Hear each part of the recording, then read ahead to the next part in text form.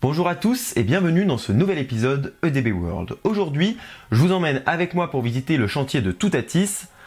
Allez, c'est parti.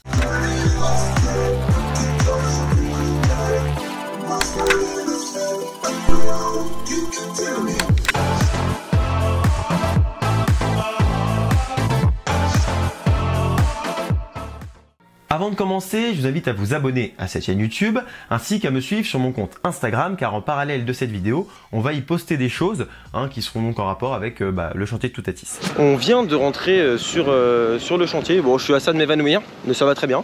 Tant c'est incroyable. Je suis pas trop les mots là pour le coup. Parce que déjà visiter un chantier c'est particulier.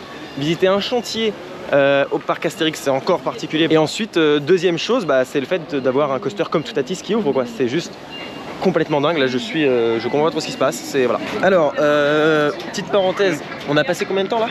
Une bonne demi-heure. Une bonne demi-heure, 40 minutes à voir un peu tout ce qui allait être présenté sur. Ils nous ont présenté tout sur Toutatis. Fatalement on sait quasiment tout. Ça va être incroyable.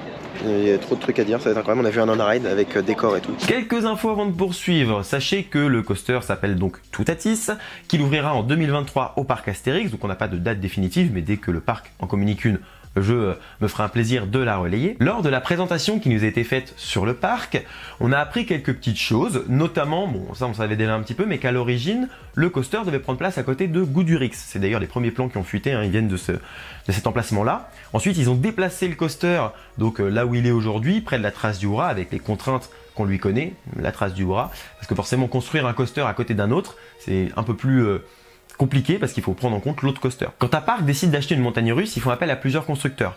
Ici, ils ont fait appel donc à Mack Rides, à Intamin et à Bolliger & Mabillard. Si vous ne connaissez pas ces noms, c'est pas grave. Sachez juste que c'est trois constructeurs très réputés dans le domaine et des constructeurs européens d'ailleurs. Et il faut savoir, donc Intamin a gagné forcément avec Toutatis, et donc à l'origine ils ont demandé à d'autres constructeurs, et Mack Rides, ils ont fait un coaster, on l'a vu, on a fait... Ouais, genre, c'était un Blue Flyer en un peu moins haut, donc un peu plus tonique quand même, parce que c'est ce que je reproche à Blue Flyer d'être un peu trop haut.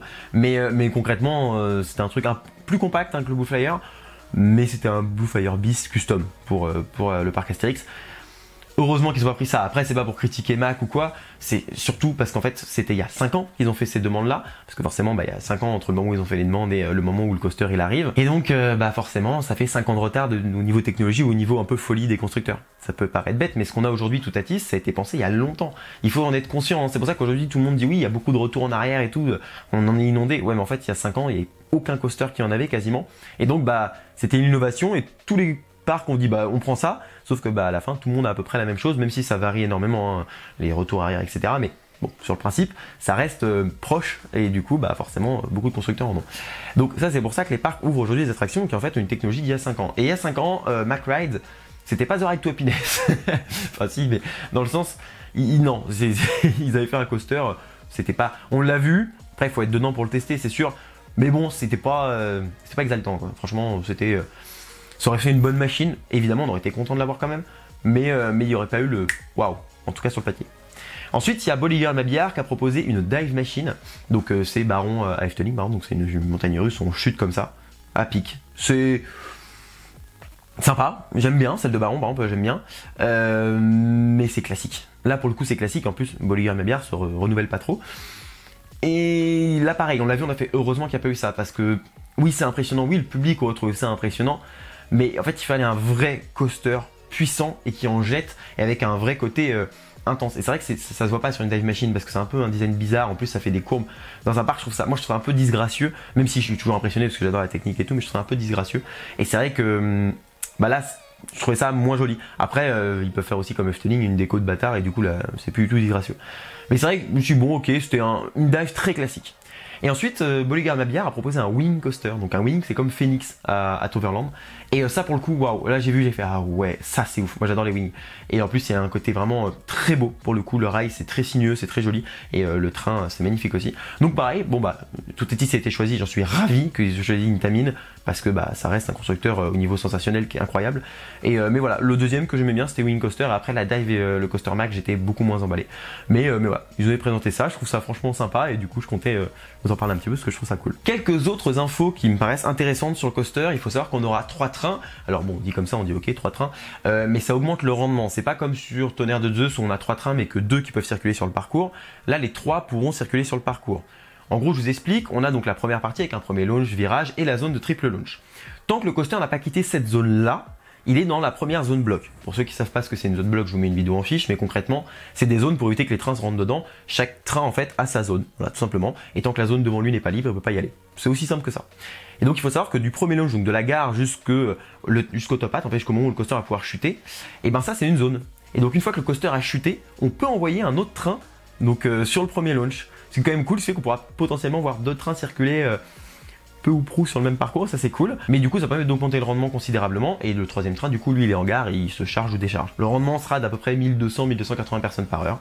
C'est, moi, je trouve que c'est encore un peu en deçà de ce qu'il faut, notamment au parc Astérix. Après, ça reste un rendement correct. Mais c'est vrai que j'aurais bien aimé un petit 1400-1500. Bon, voilà, après, ça c'est un petit avis perso. Mais ça n'enlève rien au coaster, c'est du détail. Ensuite, il faut savoir qu'il y aura des jeux de lumière. Voilà, donc des jeux de lumière dans la gare. On a vu quelques petites choses au niveau du départ, etc. Donc ça, c'est cool. Il y aura aussi donc l'entrée de l'attraction, enfin l'entrée de la zone, en fait, se fera par un seul chemin. Donc en fait, ce sera un cul-de-sac finalement la zone. Donc c'est une grande zone, hein, mais ce sera un cul-de-sac. Donc en fait, vous rentrerez dans la zone près de la trace du Hura concrètement, et puis bah, vous retrouverez dans celle de Toutatis. À savoir que d'ailleurs l'entrée du trace du Hura va être au milieu de ce couloir pour rejoindre Toutatis.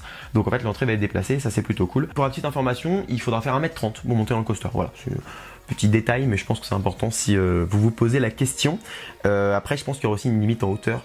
Ça, c'est du Intamin, donc je me prononce pas encore dessus, mais je pense qu'il y en aura une. Un peu comme Conda, par exemple. Je crois que Conda, c'est 1m95 ou 2 mètres. Enfin, c'est vraiment dans ces eaux-là. Et du coup, dernière petite info qui, moi, me paraît intéressante, c'est que le coaster peut fonctionner jusqu'à -5 degrés Celsius. Ça c'est cool, ça veut dire que quand il va faire froid, quand c'est l'hiver, et ben on peut envoyer quand même des trains. Bon, ça c'est grâce au launch principalement et au fait que Intamin pour le coup il gère très bien cette partie-là. On a vu ça sur Hyperion l'hiver dernier, on voit ça sur Taron aussi à Fantasyland qui fonctionne dans des températures vachement basses. Donc ça c'est super cool et j'en suis très content. Bref, ceci étant dit, on se retrouve sur le chantier parce qu'il y a quelques petites choses à vous montrer. Petit update très rapide, on est juste devant la gare. Je tiens à préciser, je sais pas ce que je vais pouvoir dire, pas dire dans le temps en fait qu'on a imparti pour filmer et tout. Mais concrètement, le départ, et c'est ce que j'adore, se fait avec une chute, une petite chute. On va chuter de quelques mètres, mais un peu à la BTM, Big Thunder Mountain à Disney, dans le sens où ça fait un départ dynamique, visuel, que ce soit de l'extérieur ou de l'intérieur, parce qu'on aura un pont pour passer par-dessus et pour du coup évidemment pouvoir l'observer depuis une hauteur. Donc le pont est juste ici, donc pour avoir le départ là. Et dans la gare, on verra le train partir et prendre un peu de vitesse, et ça va être ça fait un départ dynamique et intéressant dès le début. C'est-à-dire que dès que le coaster va commencer, il y aura un intérêt, en plus du fait qu'il y aura une super théma et surtout de la musique pour lancer le coaster, ce qu'on appelle voilà, pour la musique de dispatch.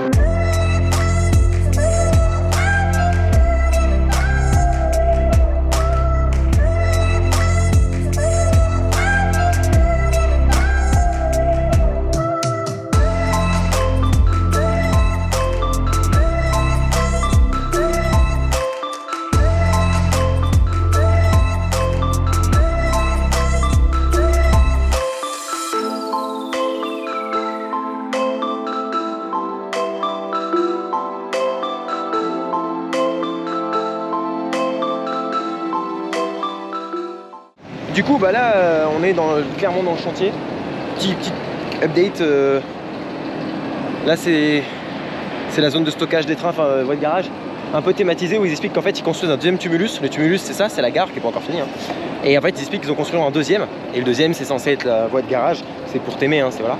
Et là on a une zone de frein qui fait 15 bornes de long, qui est hyper longue, à l'américaine, sur les gros coasters à l'ancienne. Je kiffe ça, je trouve ça incroyable. Ça prouve que là on rentre dans une autre dimension. C'est fou.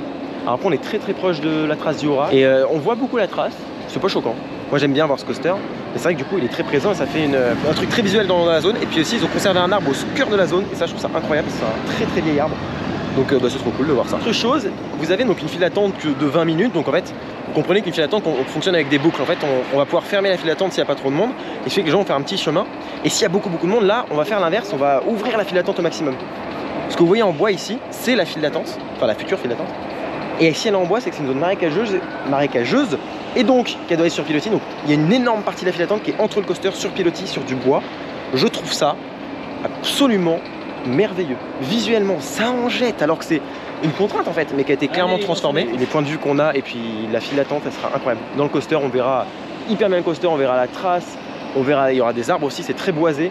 Regardez, non mais cette file d'attente sur pilotis est incroyable. Nous revoilà dans le décor, quelques instants juste pour vous partager quelques infos au niveau de cette zone, donc la zone de Toutatis. Alors vous avez vu, il y a un arbre au milieu de la zone, je trouve ça magnifique. On aura une statue qui, je crois, fera 11 mètres, mais il faut que je vérifie, je suis plus sûr. Mais en gros, c'est à peu près la même taille que la statue qu'il y a à l'entrée de Tonnerre de Zeus, donc on aura une statue emblématique de la zone.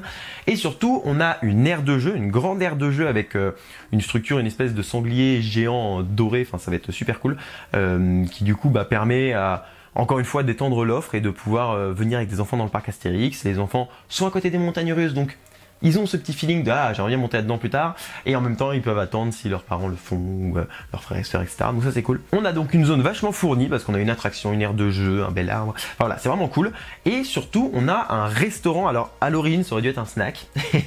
C'est un peu parti en couille. Et du coup c'est un restaurant de 200 places. Voilà. Donc il y a quand même la surface, il a été étendu en fait au fil du projet. Et là je crois qu'il est vraiment à la taille maximum. Au-delà, on est dans les, on est vraiment dans la trace Jura, donc il peut pas être plus gros. Mais je trouve ça vachement cool.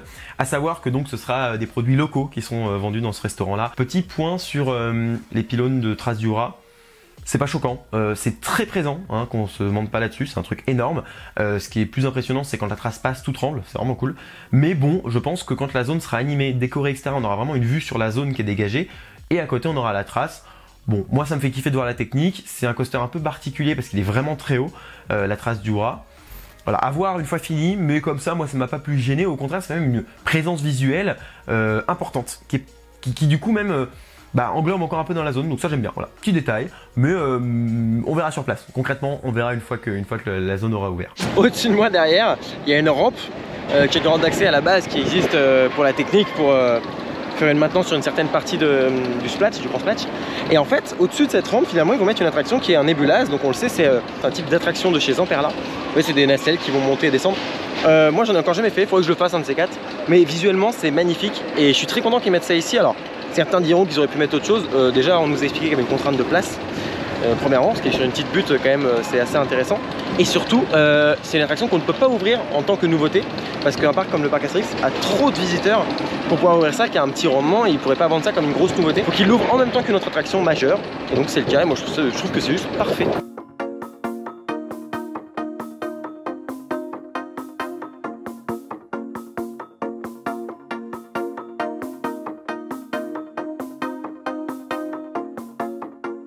Oui. Reste calme, on va aller voir le launch. Oh, on est sur la zone, le transfert track. Oui, parce que ce coaster, alors... en gros, il y a une zone de triple propulsion, j'en ai parlé beaucoup de fois sur cette chaîne, je vous mets une vidéo en fichier, ça vous intéresse, pour en découvrir un peu plus. Mais en gros, on a une zone de triple propulsion avec... forcément, on a un aiguillage, donc un changement de voie, qui doit se faire hyper rapidement. Et là, on est au niveau du changement de voie, en bas de la flèche, dans un triple launch, c'est juste complètement dingue.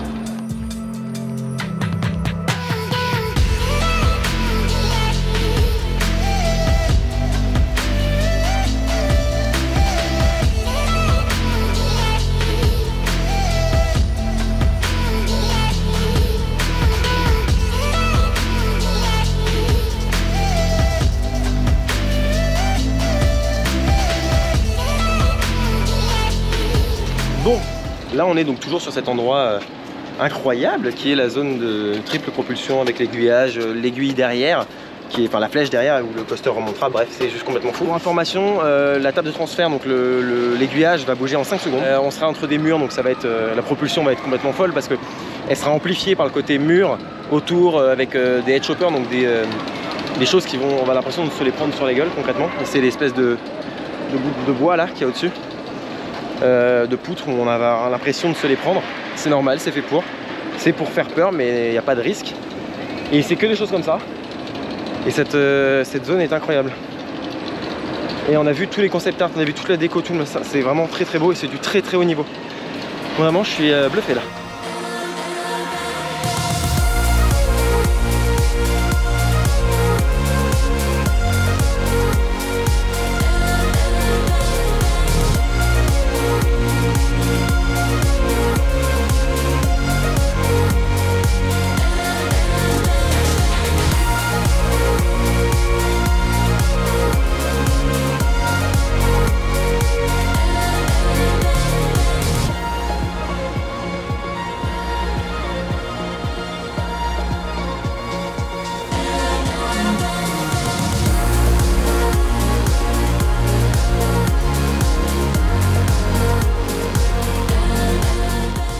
Petite info, donc là on continue à se balader, il y a plein de trucs que je dis pas parce que j'ai pas le temps.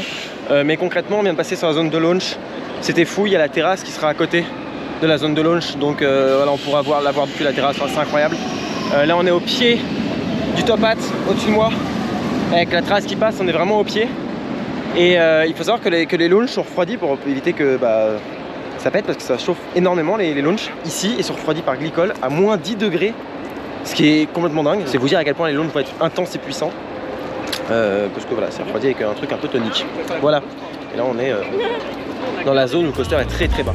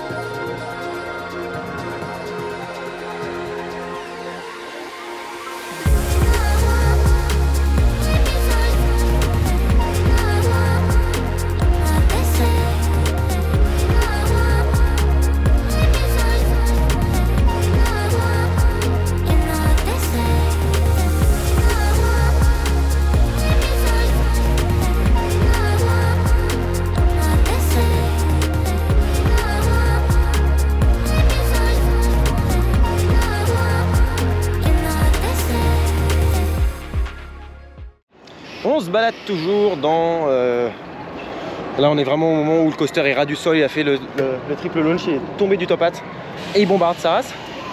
On a un virage là-bas, on arrive tout de suite ici, je vous montre mal, mais là on a le 0 G-stall, c'est l'inversion. En fait on arrive, on va faire inverser et on revient tout droit, voilà, c'est le 0 G-stall. Et donc là on est vraiment au cœur de la forêt et comme on disait avec Pascal de Coaster Rider, ce qui est incroyable c'est qu'en fait il y a des arbres vraiment partout, alors pas au pied du coaster mais tout autour. Ce qui fait que le coaster il est hyper bien intégré, il se balade dans la forêt, ce qu'on n'a pas sur Conda. Conda on a un terrain très plat, après le coaster est hyper aérien donc de toute manière c'était pas moyen de faire mieux. Mais là c'est vrai qu'ils ont pu profiter de ça, des arbres et tout, et donc je trouve qu'ils l'ont bien exploité. Puis le coaster est hyper beau, hyper photogénique et tout. Juste là on a les voies de garage de la trace du rat, voilà, où presque tous les trains sont sortis. Incroyable, incroyable. J'ai vraiment une tête de con avec ce casque. Mais c'est pas grave. Bonjour. Je suis actuellement sur le rail de Toutati. On vient de prendre une photo tous ensemble, photo avec Emma et tout, c'était incroyable. Et derrière moi vous avez ce qu'on appelle un airtime, voilà, qui sera autour des moins G. Bon, je sais pas exactement mais à peu près. Le coaster arrivera comme ça, devant moi, pleine balle et passez là. Ce sera vers la fin du parcours, hein, enfin vers la fin. Le bon 2 tiers du parcours seront déjà finis. C'est incroyable. Pour faire ça c'est incroyable. Et là on a une vue sur Osiris qui est assez folle. Donc bon, et puis on a même un petit détail mais des rochers ici. C'est con mais dans le virage ça va faire tout. Quand on est dedans, visuellement ça va être incroyable. Quelques infos sur le garage. Et il faut savoir qu'il y a donc 3 emplacements pour les trains. Si je dis pas de bêtises, il y en a 2 où en fait le train repose sur un espèce de petit support où en fait les roues du train ne portent plus du tout et sont libres pour qu'on puisse toutes les inspecter, les changer, etc. C'est une option vachement cool et je suis très content que le parc Astérix l'ait prise cette option sur 2 voies de garage sur 3, c'est très bien. Sachant que tous les coasters du parc Astérix quasiment, et beaucoup de coasters même à travers le monde, sont chauffés. C'est-à-dire qu'il faut faire chauffer les roues pour éviter qu'en fait le train ne fasse un rollback. Si vous ne savez pas ce qu'est un rollback, je vous mets une vidéo en fiche. Mais concrètement, pour éviter que ça arrive et que le coaster se bloque sur le parcours, il faut chauffer les roues. Astérix depuis des années le fait avec des radiants, notamment sur Osiris, Goudurix. Du coup Astérix a trouvé une bonne solution et ça je trouve ça vraiment cool. C'est dans la voie de garage de chauffer les trains à 15 degrés grâce à de la géothermie et donc en fait c'est toute la salle qui est chauffée en fait avec un système d'aération etc. C'est vachement cool, c'est vachement bien trouvé déjà comme idée. Pour les techniciens aussi qui travaillent, c'est quand même plus cool. Et puis non, tout le bâtiment a été pensé de cette manière-là, donc c'est voilà, petite parenthèse, mais je trouve ça vraiment intéressant de le dire.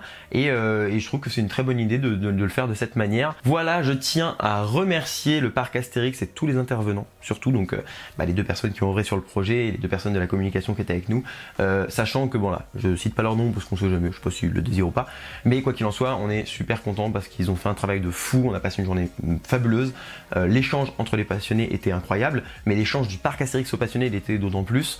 Ils nous ont régalé et je les remercie aussi à votre place parce que c'est grâce à eux qu'on a des images et que je peux vous les transmettre. Donc non, vraiment c'était fabuleux, ils ont fait un travail de dingue et c'est un super moment. J'ai pas d'autres choses à dire, vous l'avez sûrement vu dans les vidéos. Je tiens aussi à vous remercier vous parce que mine de rien, en fait, c'est grâce à vous aussi. Si j'avais pas cette communauté derrière moi, ce serait plus compliqué de se faire inviter dans les parcs parce que il y aurait pas forcément de raison de le faire. Là, c'est vrai que vu qu'il y a une audience, il y a une raison de le faire.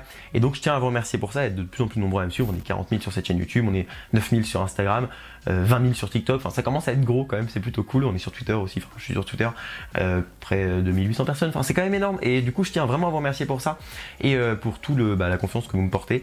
Et j'espère que les vidéos vous plaisent et qu'on va continuer comme ça pendant longtemps. Voilà. Ceci étant dit, je vous remercie d'avoir suivi la vidéo jusqu'au bout. Je vous dis à bientôt pour un prochain épisode sur les DB World, une vidéo dans un parc. D'ici là, soyez enthousiastes. Salut!